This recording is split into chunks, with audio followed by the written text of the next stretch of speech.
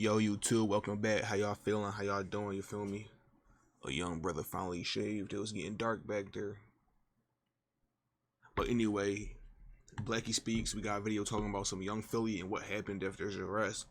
If y'all been following Young Philly, he did some not so friendly deeds back in, like, I don't know, 6 months ago, 8 months ago.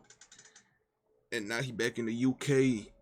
So I guess he having a grand old time, but let's get into it though. We're gonna see what he's talking about now. Andre Felipe Valencia Barrientos, professionally known as Young Long Philly, ass name, is a damn. Colombian-born UK-based YouTuber and rapper. He said what? Barrientos, professionally known as Young Philly, is a Colombian-born UK-based YouTuber and rapper. He launched his YouTube channel back in 2013 and began releasing music in 2017, quickly becoming one of the most recognizable young social media figures to emerge from the UK. But in late 2024, that image was overshadowed by serious allegations. On October 8, 2024, while touring in Australia, Young Philly was arrested in Brisbane and extradited to Perth after Australian authorities alleged he essayed a woman in her 20s in a hotel room following a nightclub performance. Soon after his extradition, he appeared in court as the case drew widespread public attention. Prosecutors charged him with 8 offenses in total, including multiple counts of non-consensual conduct, several assault charges, and 1 count of restricting breathing. The story quickly became a major headline, and since then, Young Philly has kept a very low profile. So for a lot of people, they kind of have forgotten about this entire case and what happened after the charges.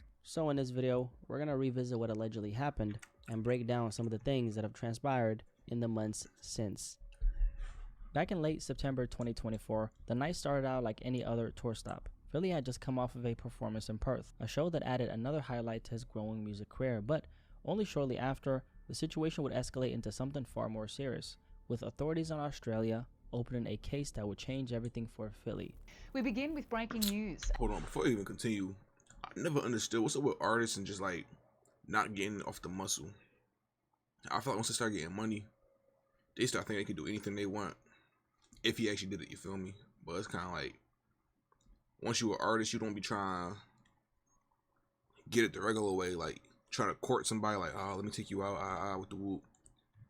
They just trying to crack something and leave, like, damn, you ain't trying to find love no more, bro. And a popular musician and YouTuber from the UK known as Young Philly has been extradited from Queensland to WA, accused of serious sexual assault allegations following an incident in Perth.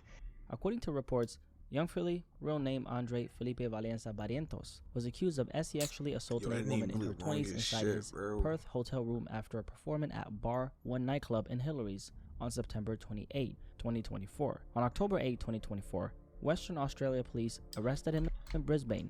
This situation just made me mad because it was like, he was a good YouTube content creator, and then he started making music, and it wasn't bad music. It wasn't bad, you feel me? So it was kind of like, fuck, I don't know how to feel now, but I gotta condemn you. The other side of the country before extraditing him back to Perth to face the allegations in court. When he first appeared before Perth Magistrates Court, prosecutors detailed the case against Philly, 8 charges in total, including multiple counts of non-consensual conduct, several assault charges, and an allegation of restricting breathing. Prosecutors argued that the case against him was extremely strong, pointing to CCTV footage and photographs they said backed up the allegations they had against him. These images, not shown to the public, were presented only to magistrate, and according to prosecutors, they demonstrated injuries consistent with the allegations. In the prosecution's words, no ordinary person can consent in those circumstances. From there, things shifted to the bail debate.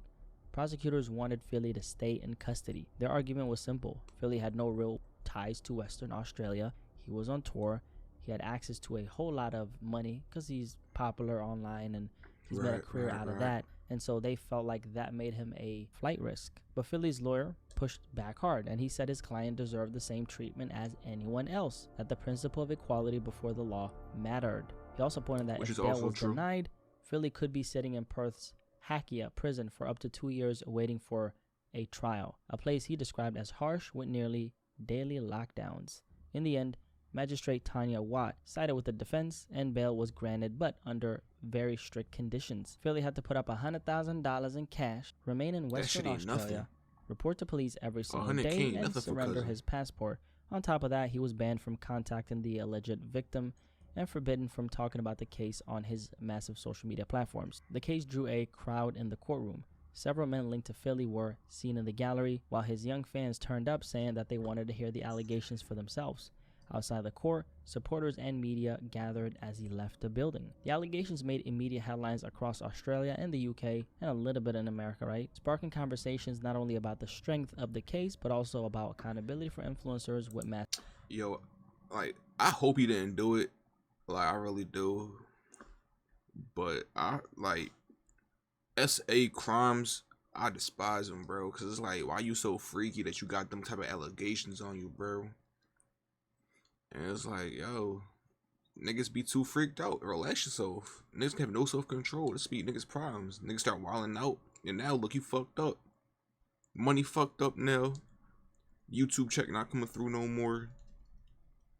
Took your music down. Like niggas got to relax, bro. Online platforms. Now, most people, at least in America, hadn't really heard about Philly until this particular story. I personally knew about him, or I should say I personally found out about him through Chunks, who's another popular YouTuber that Philly used to be around. Once this case hit the news, it blew up, and a lot of people did actually find out about Philly through this story, right? The story became very massive, and suddenly everybody had an opinion. On social media, you had people in disbelief saying there's no way this could be true about someone they'd been watching for years. And on the other side, you had people pointing to the seriousness of the allegations, he do be freaky, saying bro, it didn't matter how famous he was. These were charges that couldn't just be brushed off. Also, a lot of clips started going viral of Philly kind of, saying some things. I'm not going to show you those clips, but yeah, he was kind of more on the side where a lot of people felt like, damn, he was being very inappropriate to women when he was talking to them. And a lot of these clips ended up going viral, and that kind of shaped the perception of the situation, and people kind of looked at the story through that lens. So the divide was obviously very clear. A lot of people wanted to see this play out, while others felt his career was already over.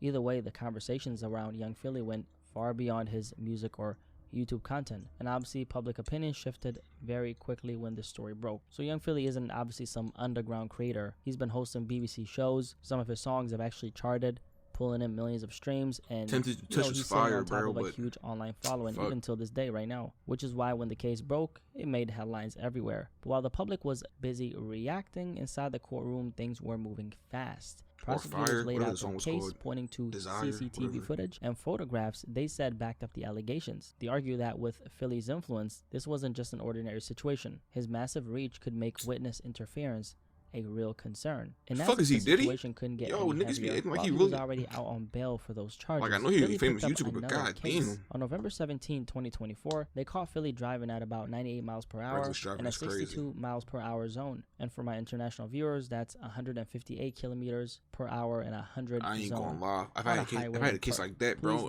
I'm not leaving the house. On the spot. On December 19, 2024, he appeared before the Perth Magistrates Court and pleaded guilty to reckless driving. The actual case was adjourned to January 30, with no plea entered yet. The reckless driving charge was also pushed to that date. His bail conditions were slightly relaxed. Instead of daily check-ins with the police, he now only had to report about 3 times a week. But the main restrictions remained. He had to stay in Western Australia, avoid any contact with the alleged victim, and not post about the case online. Philly made no comment as he left court, surrounded by media. After December, things went pretty quiet for a while. Philly was still out on bail, still under restrictions, and the whole case felt like it was in limbo. Nothing major was happening in public until March 2025 when he was back in court. On March 11, 2025, young Philly officially pleaded not guilty to all the charges. The case was then moved up to Western Australia's District Court with a trial date set for June 13. And then during this summer, court documents revealed something bigger. A full 10-day trial was already being... That's the thing with these type of allegations. Like,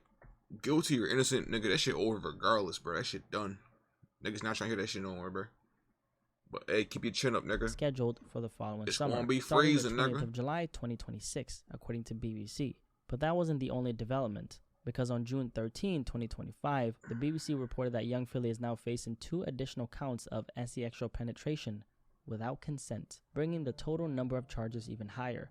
No plea deal has been entered on these new counts as of right now, but they stem from the same exact alleged incident on September 28, 2024 in Australia. So like we stated, it looks like the summer of 2026 is when Philly's trial is officially set to begin. But while we know that, something else happened that surprised a lot of people. In September 2025, a district court judge amended his bail conditions, meaning for the first time since his arrest, young Philly was actually cleared to fly back home to the UK because he's been in Perth under strict bail conditions ever since he got extradited from Brisbane in October 2024. But the judge gave him permission to travel, allowing him nearly 4 months back home. There are strings attached though. He has to be back in Western Australia by January 7, 2026, and the very next day That's he not has to bad. surrender his passport to the authorities. On top of that, there's another $100,000 added to his bail, and all of his God devices must damn. have location services switched on at all times. Yo, I hear even 100K and while I cry a little, overseas bro. visiting his Golly. family. So that's been a situation with the young Philly case I so don't care far. how much money We've I seen got, him 100K? extradited, hit with multiple charges.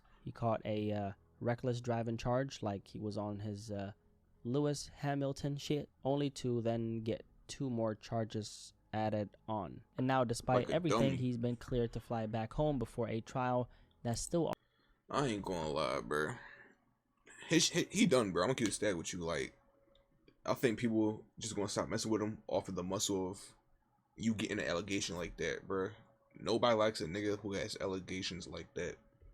Nobody does. I don't think anybody on the YouTube side gonna mess with him no more, cause they like was like, all right, whatever. He not gonna fuck up our shit. And then on the music side, nigga, nobody trying to hear that shit no more, bro. That shit over. But hey, what do I know? I'm just reacting from my bedroom, you feel me? So I'm just giving out my opinion and my thoughts. Let me know your thoughts in the comments though. Y'all think you can bounce back from it though? Like, if he beats the case, can you come back to YouTube and be like all loved again and everything like that? Or is it still gonna be like a little awkward tension in the air? Let me know what y'all think in the comments. Like, comment, subscribe. Alright, y'all. Peace.